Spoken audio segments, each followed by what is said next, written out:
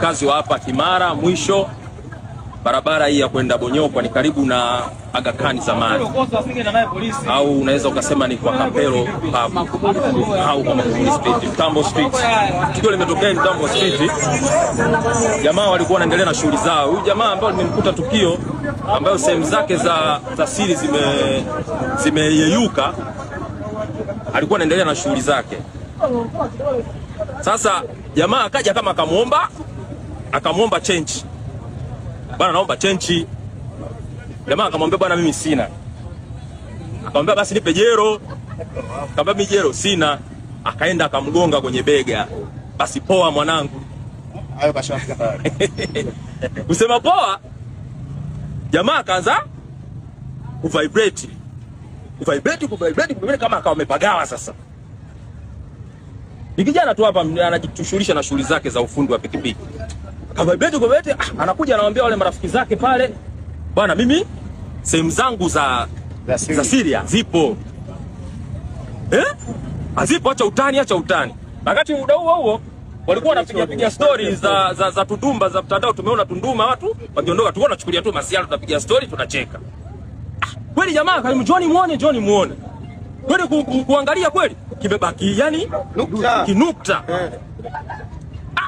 Sasa ndo kuangalia mshikaji yuko wapi? Kumwangalia amesimama hapo. Watu wambia wewe mbona umenani? Tukaanza kumkimbiza. Anataka kuchukua kwa Masai tena. Anataka kuchukua kwa Masai tena, kuna Masai alikuwa amesimama hapa. Akaenda kumpa jero na kumba na ujeje. Ameupa ila. Basi washikaji tukaanza kumkimbiza, tumemkimbiza mpaka tukamkuta bondeni. Ndio tumemkamata. Sasa tumekuja naye hapa mjumbe, bahati nzuri akamchukua akamfungia ndani. Wananchi hapa ndio tukakusanyika, bwana huyu amrudishie. Lakini wananchi ndio wanataka tupige. Hata katumalize kabisa. Lakini mwisho wa siku na kwa mjumbe askari wamekuja. Wamemuoji hapa. Ndio tulikuwa tunamuoji. Bwana wewe umetumwa na nani? Ametaja alitumwa na mchungaji. Lakini inaonekana hana witness. Yani sio kwamba kwa uhakika. Anajitetea tu, anatetemeka, anamuuliza hataki kusema. Piga kidogo ndo anasema bwana, mimi hapa huyu jamaa hawezi kurudishiwa. Jamaa amechukuliwa na polisi, hawezi kurudishiwa mpaka aende aombewe, aje shehe mkuu ama aje, alimtaja nani mmoja, mchungaji mmoja mkubwa tu amemtaja hapa. Kwa sababu ya nani huwezi ukasema tu, lakini amemtaja kabisa. Unatakiwa mtaje sasa mtaje. Hapana, hiyo haitaki, sio nzuri.